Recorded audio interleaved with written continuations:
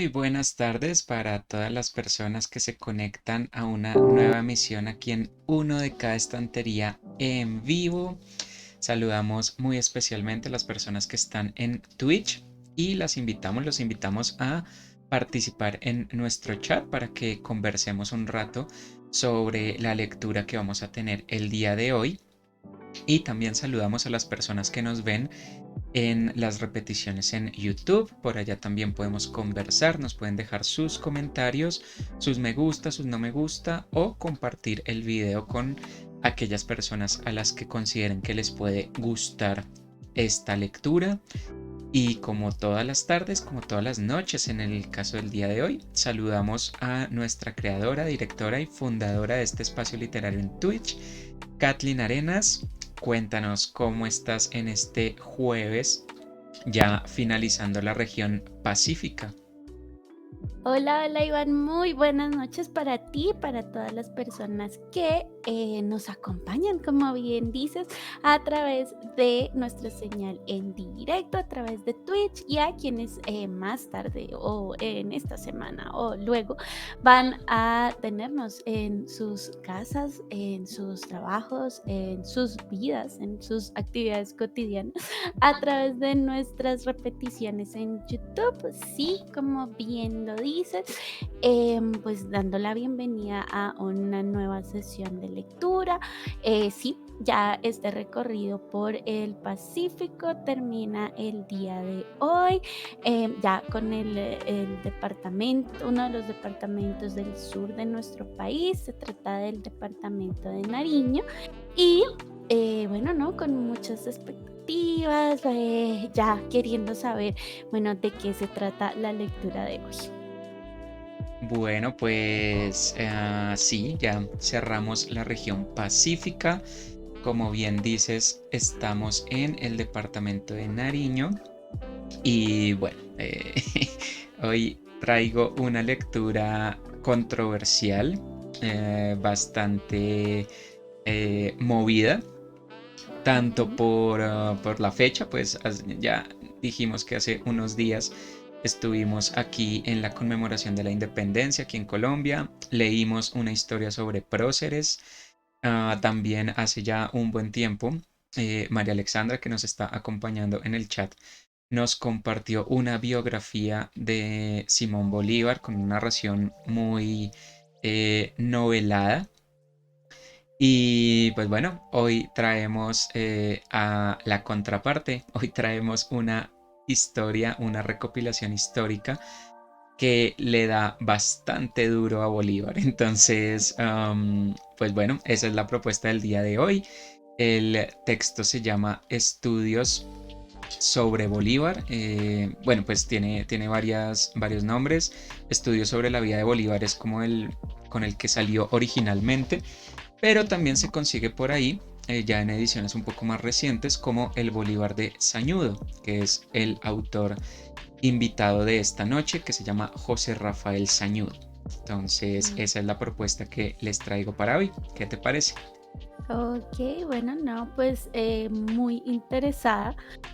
Porque sí, digamos que la historia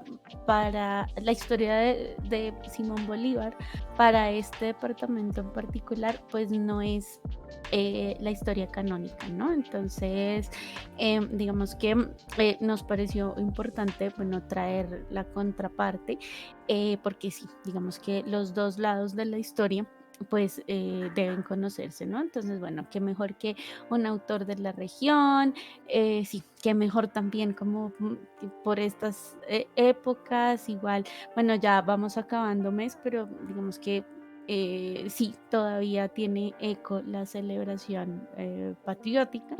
Entonces, sí, no, no, muy interesada y bueno, como con muchas ganas de saber, pues, qué nos va a traer este texto, qué nos va a traer este autor. Así que, por mí, adelante. Bueno, pues entonces vamos allá. Primero, como siempre, les quiero contar un poquito sobre el autor y el contexto de la obra para Ujú, que se entienda, pues, qué es lo que vamos a leer, porque, como les ujú, decía, es un libro bastante polémico. Entonces, José Rafael Sañudo Nació en San Juan de Pasto el 24 de octubre de 1872 y murió también en Pasto en 1943. Fue historiador, filósofo, escritor y fue un catedrático colombiano. Trabajó durante gran parte de su vida como historiador, ayudó en la fundación de la Universidad de Nariño, también pues fue profesor de esta misma universidad y por su faceta de historiador pues es reconocido por varias obras en las que hizo recuentos históricos, en especial centrado en Pasto, en Nariño. Entonces tiene, por ejemplo, un libro llamado Apuntes sobre la historia de Pasto, que es una crónica histórica bastante amplia en la cual cuenta la historia, cuenta como todo lo que tiene que ver con respecto al pueblo pastuso. Ah, y pues tiene esta obra llamada Estudios sobre Bolívar, en la que hace una biografía de Simón Bolívar, del Libertador, en la que recoge muchas partes de la historia que en otras biografías quedaron de lado o fueron omitidas por X o Y motivo. Él las recoge, las reconstruye y pues bueno, cuando las publicó, este libro se publicó por primera vez en 1925, tuvo una recepción muy pero muy negativa porque pues obviamente el libro no deja muy bien parado a Bolívar. Entonces pues fue muy atacado, fue muy criticado. El libro incluso estuvo prohibido. Muchas personas incluso abogaban porque fuera quemado, fuera desaparecido, porque no les gustaba lo que decía ahí el libro. Y pues bueno, ya en épocas un poco más recientes se ha reivindicado un poco al autor y el libro, en parte porque se le resalta mucho que es una obra muy meticulosa. Su profesión de historiador pues se ve reflejada en esta historia y Sañuda es una persona que recoge muy bien los datos históricos, entonces eso se le resalta al libro, a pesar pues de la controversia que generó en su época y todavía sigue generando porque pues esa parte de la historia como que a uno no le gusta mucho que le digan las partes feas de esas cosas. Entonces, pues bueno, como tú bien decías, la historia del pueblo pastuso con Bolívar no es la más agradable. De hecho, está el fatídico episodio de la Navidad Negra, o lo que se conoce como la Navidad Negra, que fue prácticamente una masacre que se perpetró contra el pueblo nariñense, contra el pueblo pastuso. Y precisamente lo que vamos a leer hoy es parte de esa reconstrucción.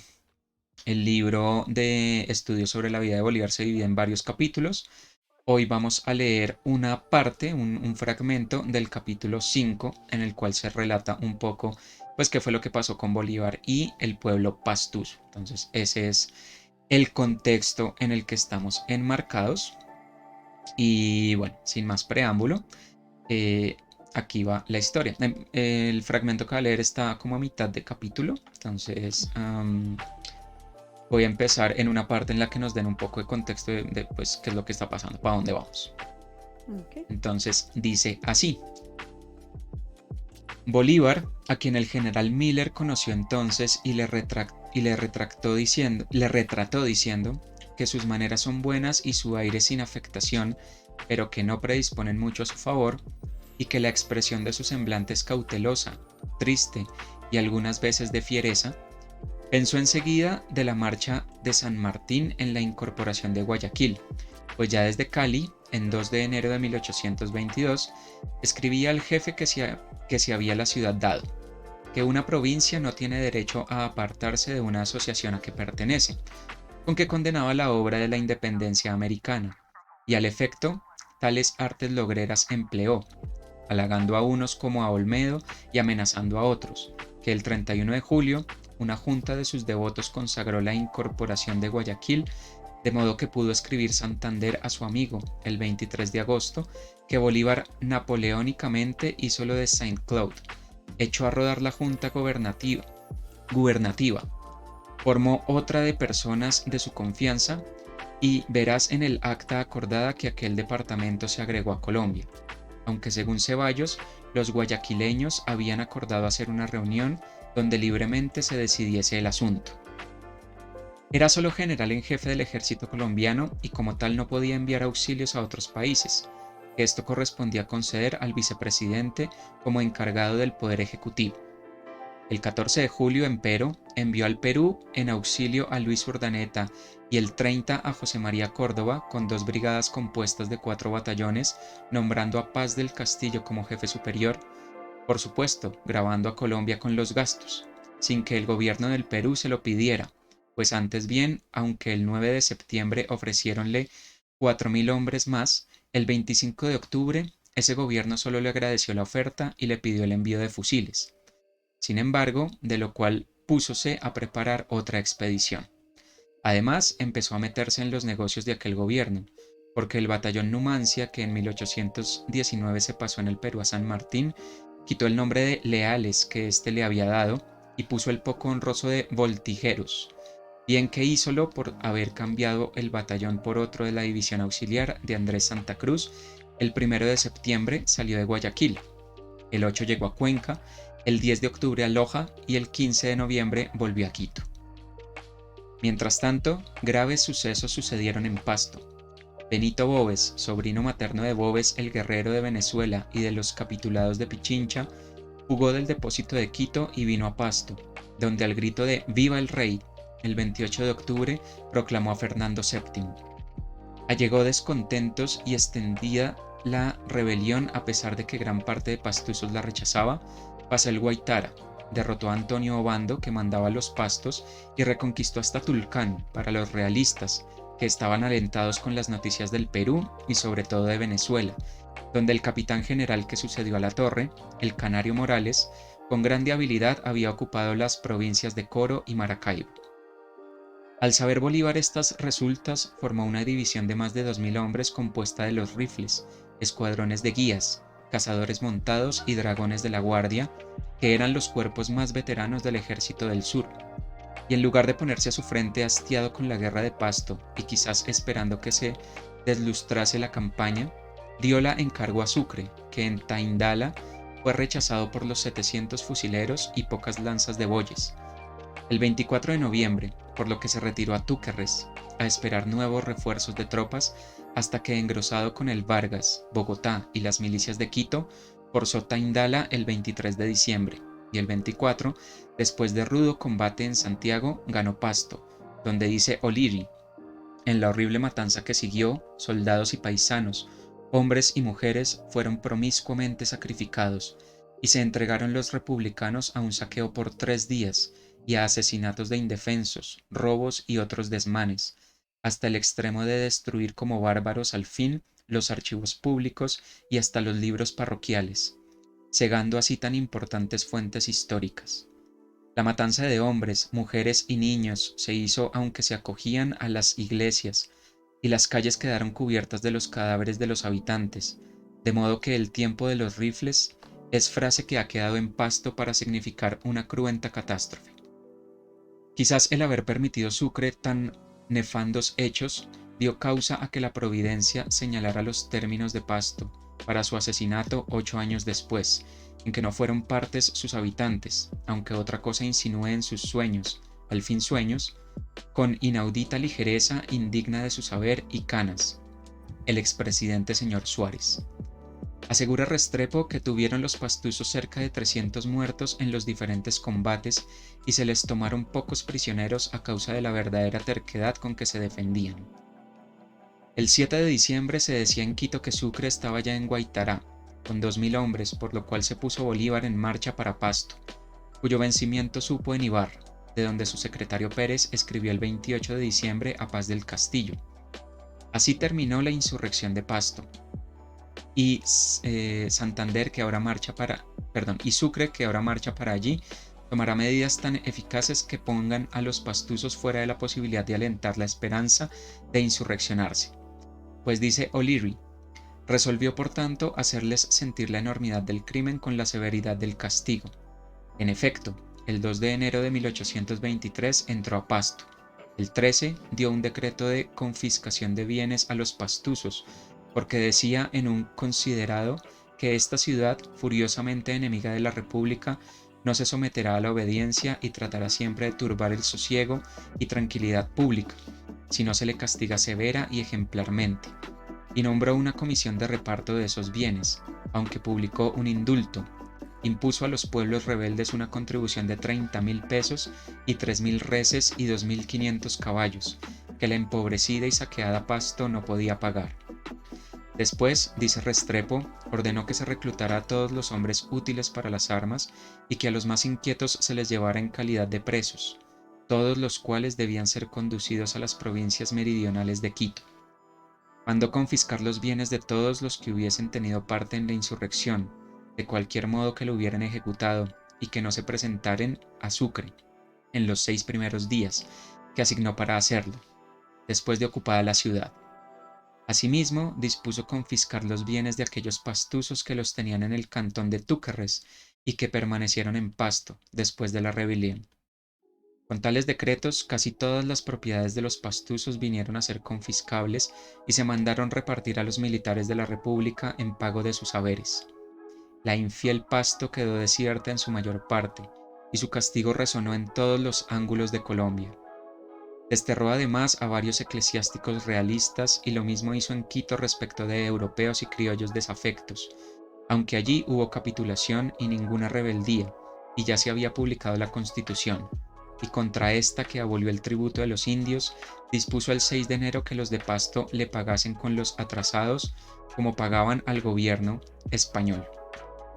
El 16 de mayo de 1823 impuso contribución a Barbacoas por realista de 20.000 pesos, que fue a cobrarla Ángel Varela, y como no quisieron pagarla sus moradores, este tomó las aljabas del templo, que hubieron por dinero de rescatarse, y dispuso la expulsión del canónigo popayanejo Mariano Urrutia, cura de Cotacachi, cuyo crimen no era sino ser realista y que cuando el ataque de Nariño a Pasto impidió a los insurgentes de los Pastos quitasen al capitán Pedro Galup los pertrechos que traía con que fue combatido aquel. El 14 de enero salió Bolívar para Quito y dejando a Salom con instrucciones para la ruina de Pasto, y el 30 marchó para Guayaquil, de donde el 7 de marzo por su secretario Heras le ordenó fuese a ser intendente de Quito y dejase en Pasto a Flores. Luego que U.S. le decía haya puesto en planta las órdenes de vuecencia, y que ordenara a Flores tratará a Pasto y todo pueblo desafecto como país enemigo, y antes el 25 de enero ordenó fusilar a los reclutados pastusos que habían fugado en Balsapamba por Esmeraldas, y a todos los que los acompañaban. Sobre la recluta de pastusos que se ordenó a Salom hiciera dice O'Reilly: Salom cumplió su cometido de una manera que le honra tan poco a él como al gobierno, aun tratándose de hombres que desconocían las más triviales reglas del honor. Fingiendo compasión por la suerte de los vencidos pastusos, publicó un bando convocándolos a reunirse en la plaza pública de la ciudad, a jurar fidelidad a la Constitución y a recibir seguridades de la protección del gobierno en lo sucesivo. El buen nombre de Salom y la reputación que se había granjeado inspiraron confianza a aquellos habitantes y centenares de ellos, en obediencia al llamamiento, o tal vez por temor de mayor castigo, acudieron al lugar señalado, en donde se les leyó la ley en que estaban consignados los deberes del magistrado y los derechos del ciudadano. Según ella, la propiedad y persona tenían amplias garantías y la responsabilidad de los magistrados se hallaba claramente definida. Leyóse la ley, como ya dije, en presencia de todos los concurrentes, y como prueba de la buena fe del gobierno se repartieron a los presentes sendas cédulas de garantía. Pero violando lo pactado, situó en la plaza un piquete de soldados que redujo a prisión obra de 1.000 pastusos, que de seguida fueron enviados a Quito. Muchos de estos perecieron en el tránsito, resistiendo a probar alimentos y protestando en términos inequívocos su odio a las leyes y al nombre de Colombia. Muchos, al llegar a Guayaquil, pusieron fin a su existencia arrojándose al río. Otros se amotinaron en las embarcaciones en que se les conducía al Perú y sufrieron la pena capital, impuesta por la ordenanza en castigo de su insubordinación. Infame conducta del Salom, digno esbirro de Bolívar, que bien conocía lo villano de su espíritu, porque cuenta Blanco Fombona que en mayo de 1828 decía a Perú de la Cruz, hablando de Lara y Salom. El segundo, al contrario, es un verdadero jesuita. Se dobla a todo con facilidad y sabe ocultar sus miras, sin resentimientos, y sus medidas con mucha hipocresía. Ambos, si es necesario, darán a usted una puñalada. El uno, pues, se declara abiertamente enemigo de usted si lo es, se da a conocer por tal, y el otro, Salom, aunque tenga iguales sentimientos, continuará manifestándose su amigo y preparando su venganza en la oscuridad. Hará quizás más daños y sin embargo será menos odiado que el otro. Los pueblos quieren más a los que más males les hacen, todo consiste en el modo de hacerlo. El jesuitismo, la hipocresía, la mala fe, el arte del engaño y de la mentira que se llaman vicios en la sociedad son cualidades en política, y el mejor diplomático, el mejor hombre de Estado, es aquel que mejor sabe ocultarlos y hace uso de ellos. Con que además de hacer conocer sus ideas sobre la moralidad pública, da a entender que fue bien elegido el ejecutor de sus órdenes, aunque no todas se ejecutaron. Porque escríbele de Pasto, Sucre, el 27 de diciembre de 1822. El estado de abandono de la ciudad y de dispersión de la gente no permiten ahora se dé lugar a muchas de las órdenes que trajo el general Salom. ¿Cuáles serían? Deja comprender lo ejecutado, pues no solo confiscó Salom propiedades, desterró a hombres y mujeres y reclutó como 1.300 jóvenes, sino que a 14 de los más esforzados ordenó a Cruz Paredes, venezolano, que los matase y los enterrase secretamente, lo que cumplió este asesino, atándolos por las espaldas y arrojándolos en un precipicio del Guaitará. Muchos otros pastusos, al conducirlos a Guayaquil, fueron asesinados. De modo que no pudiendo sufrir tantos vejámenes, los que estaban embarcados en el bergantín Romeo, se sublevaron y trataron de tornarse a Pasto por Tumaco, el 17 de mayo de 1823. Pero se envió a perseguirlos al bergantín guayaquileño a órdenes de Lucas Carvajal, y aún por barbacoas al inglés teniente coronel Wright, que habla de ser asesinado en sus montañas años después. Y casi todos fueron aprehendidos y fusilados, por supuesto, pues el secretario de Bolívar, Pérez, escribió al coronel Vicente Aguirre, comandante de Quito, el 6 de junio. Su excelencia autoriza a US para que haga fusilar, sin forma de proceso, a todo el que se encontrase con las armas en la mano, contra el gobierno, o sea desertores o realistas, en cualquier número que sean, pues está visto que el único medio de tranquilizar es emplear un rigor inexorable contra los facciosos. Y desde el 5 que sabe en Voltio, el caso del Romeo, ordena a Bolívar que se acelere el juicio de los facciosos para que sean juzgados con el último rigor y prontitud. Manda que se aprehenda con grillos todos los de Tumaco, allí cogidos en número de 106, y que después de tomadas declaraciones a los principales se fusilen en el acto para evitar su fuga, que puede sernos perjudicial. Además, el 7 dio sus instrucciones a Lucas Carvajal, a Cruz Paredes, a Andrés Álvarez, para perseguir a los facciosos desde Guayaquil y Panamá, una de las cuales era: está autorizado para fusilar a todos los rebeldes y a los desertores del ejército de Colombia y de los enemigos, y que los sospechosos vendrían en seguridad a Guayaquil para ser juzgados o expulsados del país. Y desde el Zarzal, el 20, ordena a Paz del Castillo que mande los prisioneros oficiales españoles al Perú y que los demás prisioneros desháganse US de ellos de modo que les sea conveniente y más expeditivo. US conoce a Pasto y sabe de todo lo que es capaz. Quizás en muchos meses no tendremos tranquilidad en el sur. Tanto menosprecio tenía por el Tratado de la Regularización de la Guerra y las garantías de la Constitución que había hecho publicar, y tanto se habían exaltado sus instintos sanguinarios, que para contar sus efectos contra Pasto, tengo que contener mi ira y decir como Cicerón: in accententia dicenda aec patebo dolori meo, nec serviam indignatine. Ira que brota naturalmente de la piedad de un hijo por los insultos a su patria.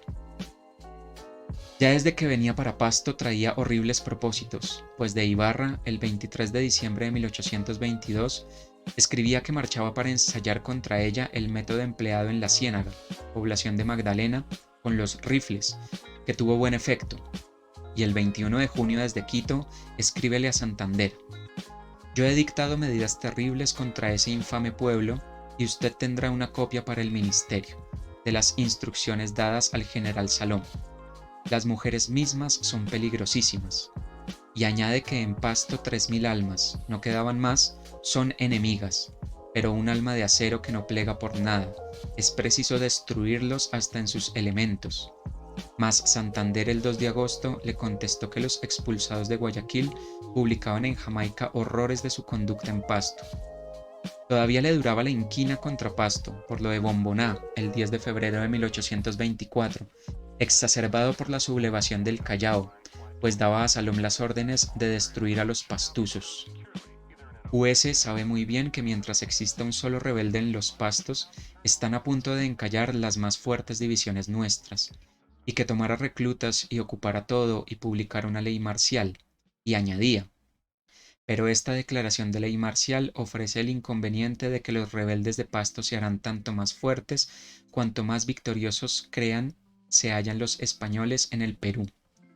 Y aún el 21 de octubre de 1825 decía del Potosí a Santander: los pastusos deben ser aniquilados y sus mujeres e hijos transportados a otra parte, dando aquel país a una colonia militar.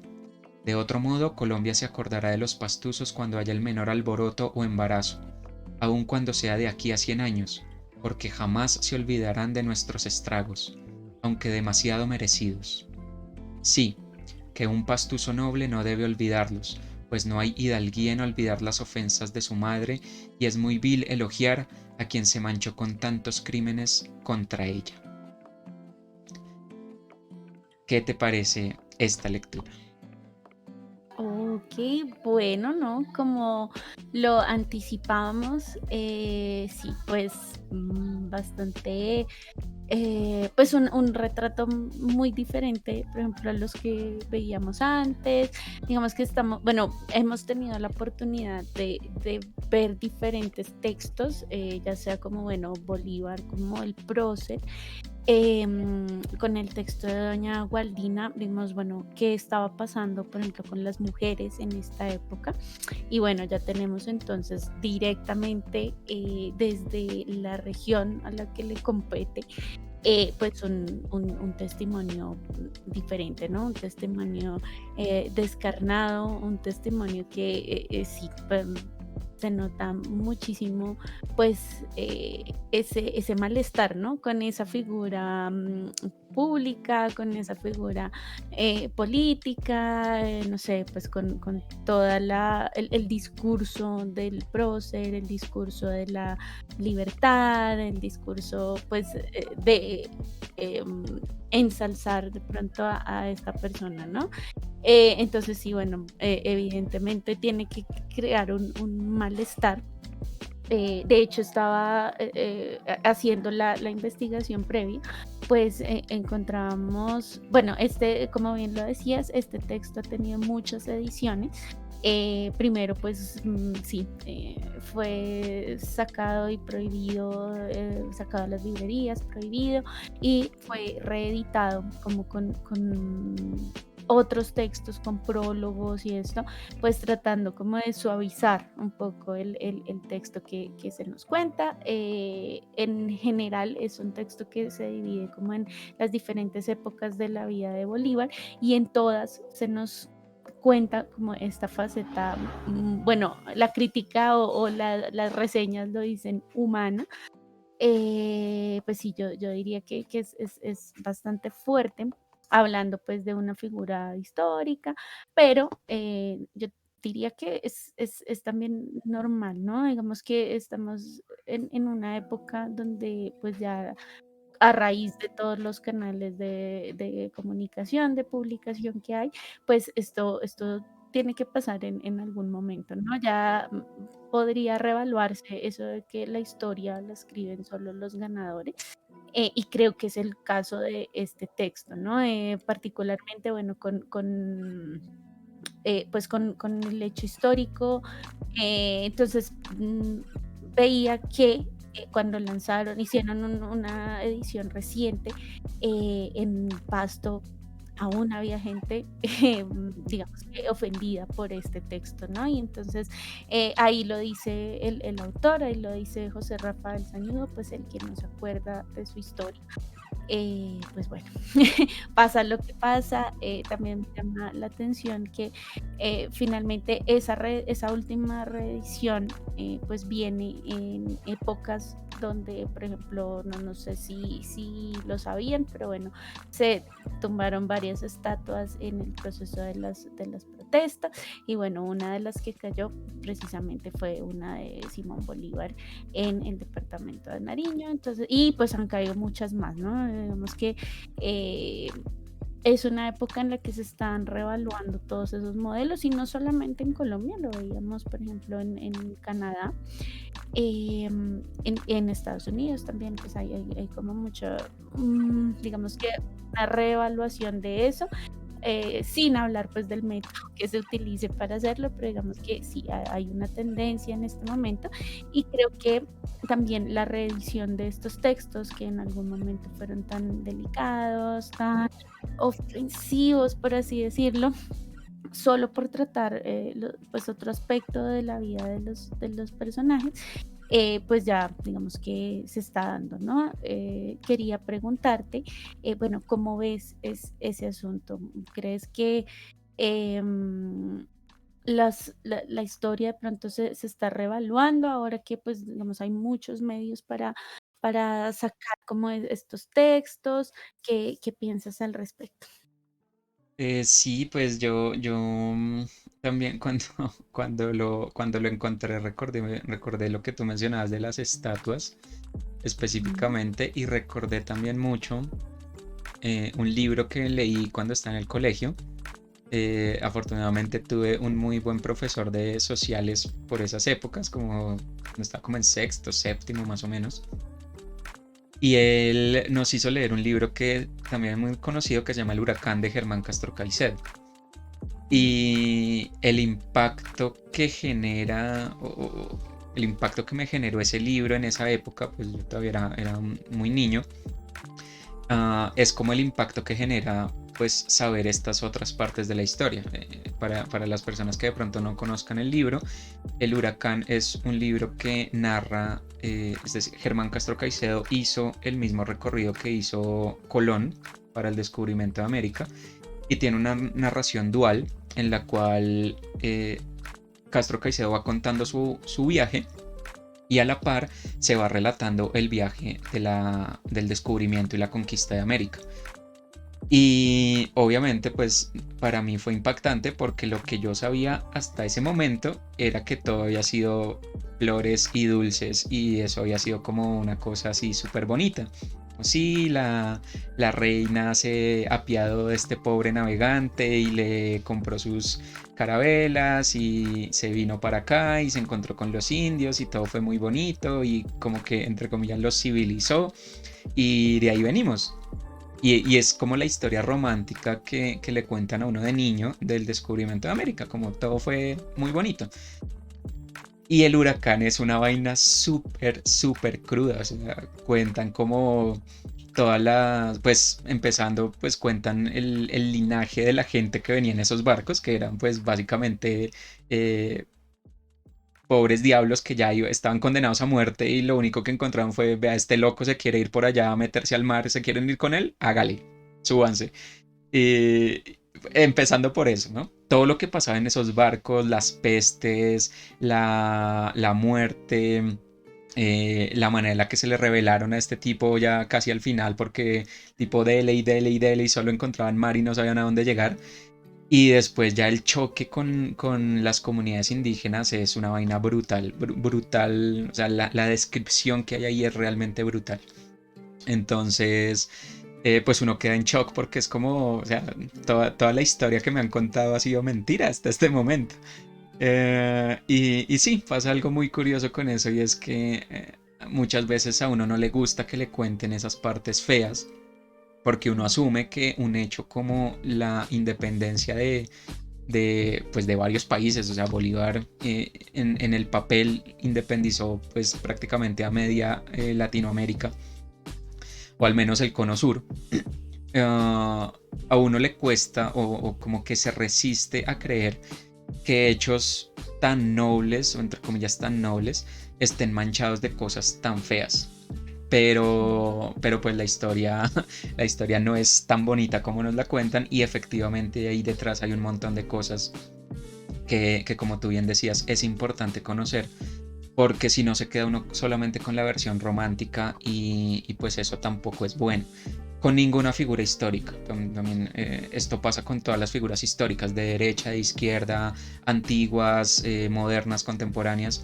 Todas las personas son seres humanos y cometen errores y a veces errores muy grandes, independientemente de que sus logros hayan sido o sean vendidos como el mayor logro, el logro más noble del mundo, pues eso detrás tiene un montón de cosas que no son tan bonitas.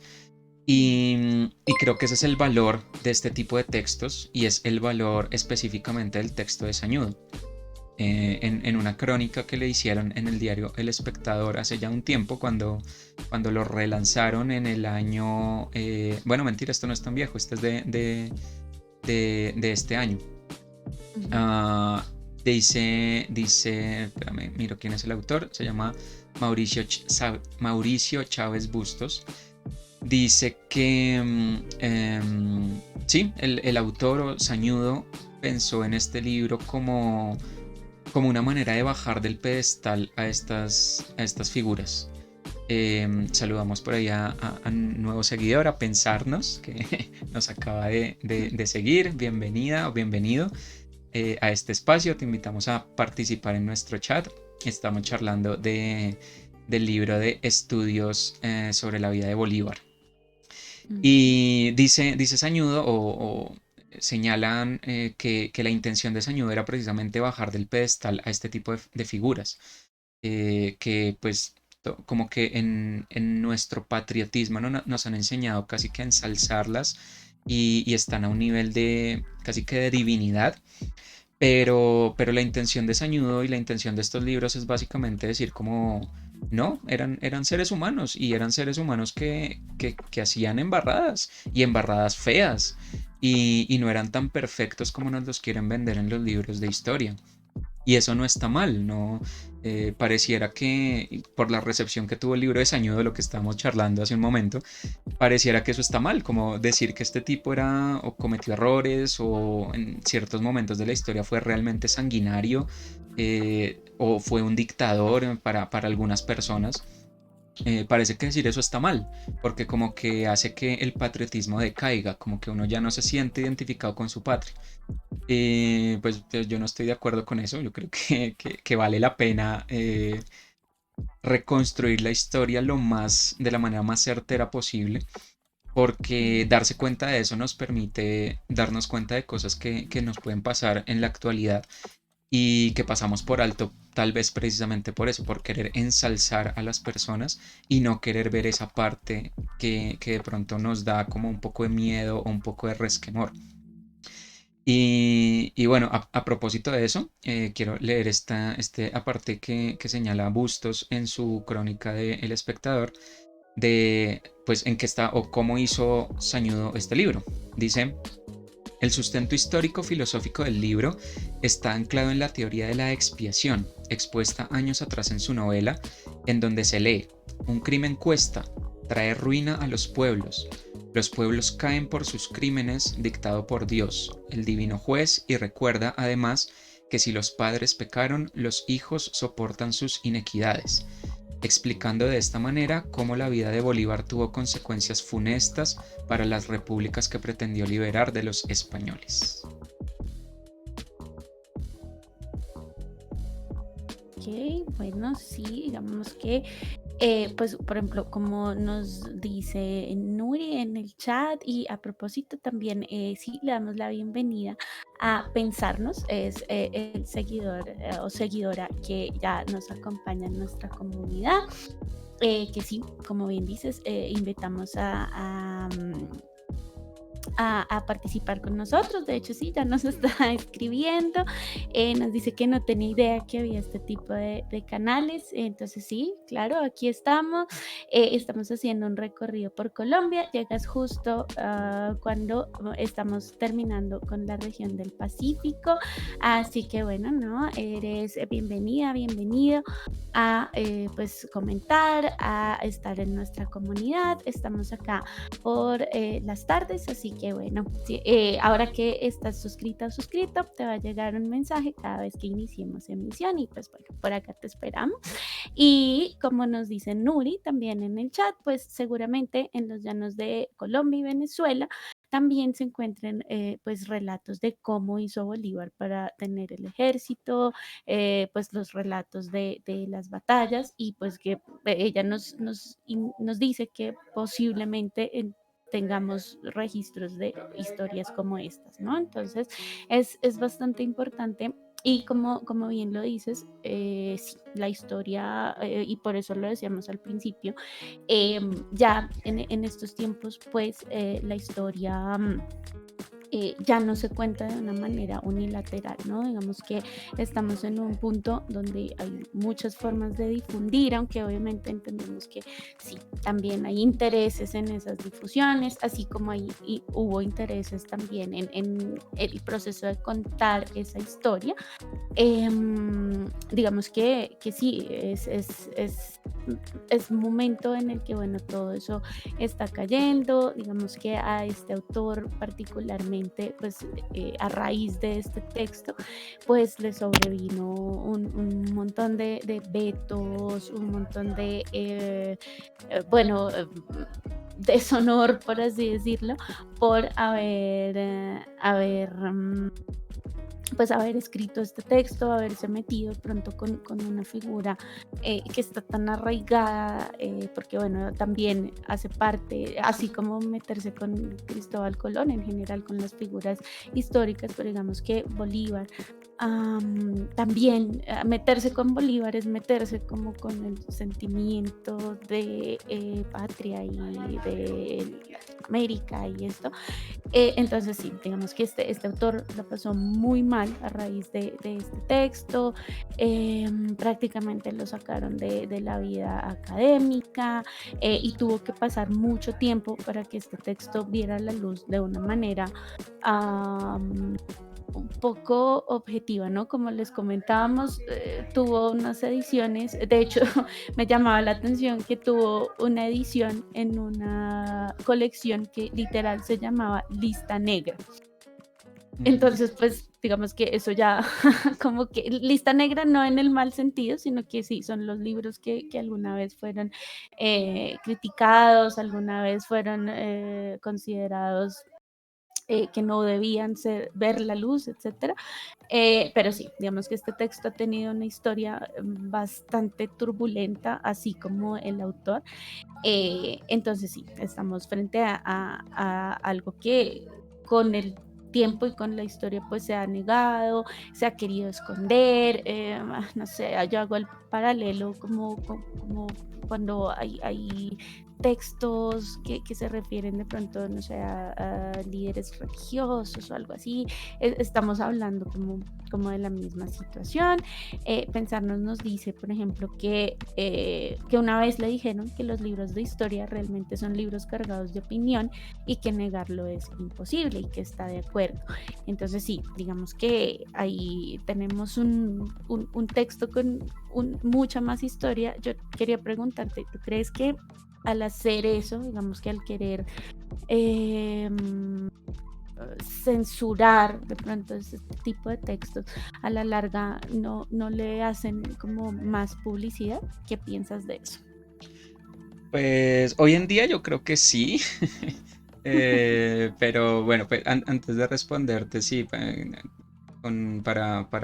charlar un poco sobre lo que nos dice pensarnos en el chat. Ujú. Sí, yo conozco, pues bueno, la historia como tal ha variado un poco la manera de hacerse. En especial, pues desde ciertos autores. Yo particularmente conozco uno que me gusta muchísimo porque su historia de vida es muy, muy interesante. Es bien chévere si quieren averiguar sobre él. Se lo recomiendo porque tuvo unos episodios bien curiosos. Se llama Pierre Bayle, es un pensador del siglo de las luces más o menos, es un pensador francés.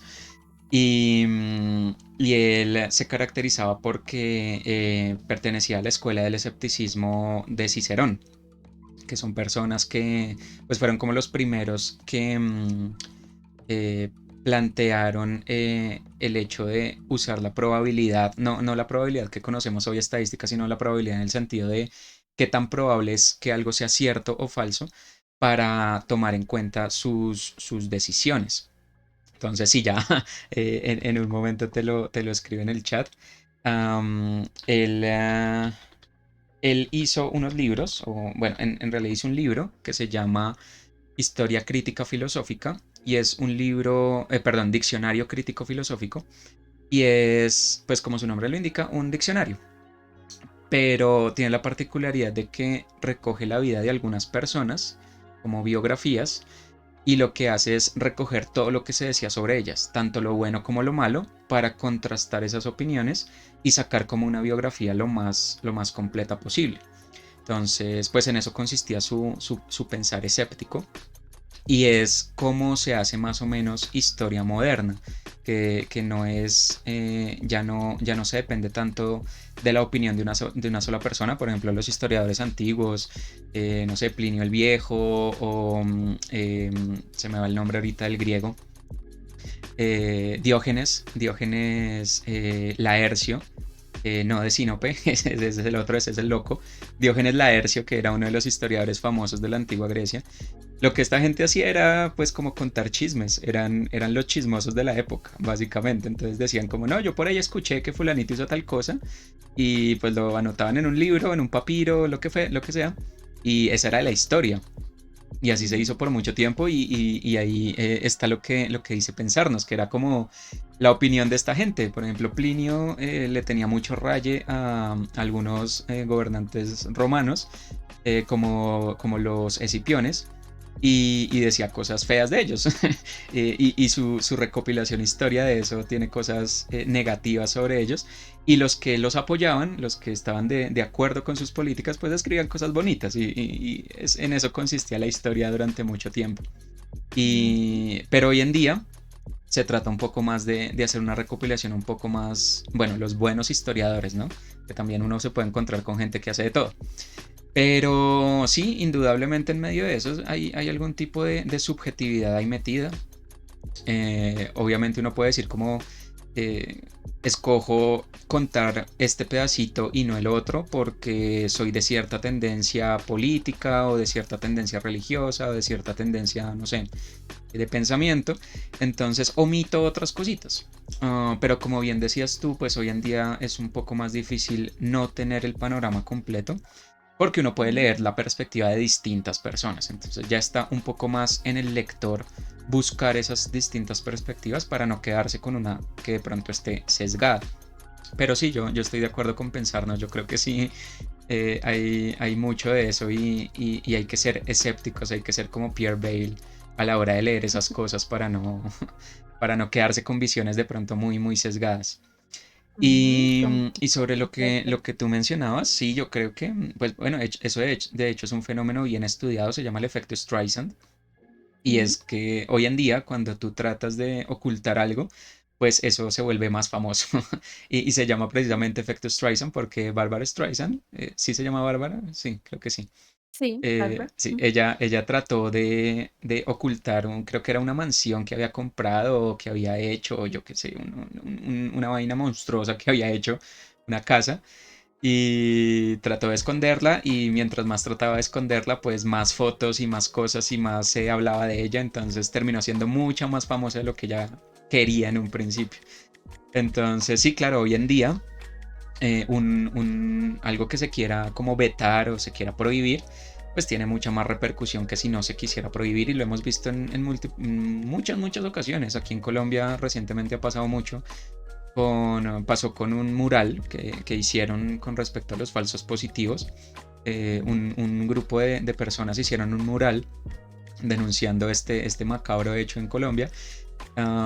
quisieron borrarlo y terminó regado por todo internet. Entonces, sí, hoy en día es muy fácil viralizar esas cosas para que se conozcan.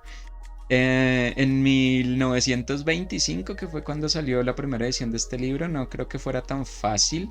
De pronto sí le quedaba un poco más fácil a los censuradores prohibir los libros u ocultarlos. Pero si la historia nos ha enseñado que eso es prácticamente imposible. O sea, cosas que en su época todo el mundo decía esta vaina porque la escribieron. Hoy en día las conocemos porque sobrevivieron de alguna manera. Sobrevivieron a ese exterminio. Algunos pues no lo lograron, pero la gran mayoría, al menos una copia, vivió y nos llegó hoy en día. Entonces, creo que es muy difícil. Hoy en día es muy, muy, muy difícil hacer ese tipo de censuras. Sí, completamente de acuerdo. Por ejemplo, Pensarnos nos dice que hay un libro de Henry Jenkins que se llama Cultura Transmedia o algo así. Y uno de los ítems acerca de las características de las cosas que se viralizan es el misterio, ¿no? Y creería que eso mm, sí, digamos que lo vemos a diario, de hecho en forma como de clickbaits y cosas así, precisamente usan cosas así como ganchos para que la gente entre, para que la gente comparta. Sí, digamos que bueno, hay otro lado como de esa difusión. Entonces sí, bueno, hay varias cosas andando. Y bueno, no, digamos que la reflexión que no sé, me queda personalmente es que, bueno, tanto figuras históricas como escritores son humanos, ¿no? Entonces, sí, eso también, eso de creer, entonces, que alguien fue perfecto, pues porque hizo ciertas obras y eliminar completamente la otra parte, pues no, yo creo que también es nocivo, así como es nociva la censura, y bueno, pues digamos que ahí se cuenta, como siempre hemos dicho, bueno, el criterio de quien lee, el criterio de quien busca, ¿no? También en este espacio hemos visto pues textos, autores, autoras que realmente pues han estado, pues están escondidos, ¿no? No tienen esa difusión que bueno, deberían por alguna razón tener, eh, figuras históricas, historias, textos, entonces sí, digamos que eso aplica para muchos más campos. Y bueno, no, pues yo te agradezco por haber traído o sí, habernos presentado el día de hoy este autor que, como lo decíamos, pues la tuvo bastante difícil por escribir este texto, ¿no? Bueno, hay quienes dicen que el autor pues realmente, o su familia, sus antepasados pues estuvieron afectados por esto. Entonces sí, digamos que bueno, ahí había también una subjetividad, ahí también había unos motivos. Entonces, sí, pues digamos que la reflexión que queda es que bueno, todos somos humanos y los extremos pues son muy dañinos, ¿no? Tanto esconder los textos, tratar de censurar, como si, bueno, creer que las cosas son o blancas o negras. Y para contestarte, Pensarnos, sí tenemos un horario, bueno, estamos en las tardes, usualmente entre las 6:30 de la tarde y las 7 de la noche. Ya creemos que pues estableceremos finalmente el horario de las 7 de la noche, pero sí, como te decía al principio, como ya te suscribiste, pues vas a recibir un correo apenas iniciemos emisión. Así que bueno, ahí te esperamos, porque bueno, vienen las nuevas regiones, ¿no, Iván? Así es, 7 de la noche hora colombiana, ¿no? Es como el horario que estamos manejando ahorita y estamos leyendo lunes, martes, jueves y viernes. Y los sábados también jugamos juegos basados en literatura. Entonces, si te gustan los juegos, también nos puedes acompañar los sábados, también más o menos a esa misma hora, 7 8 de la noche, hora colombiana.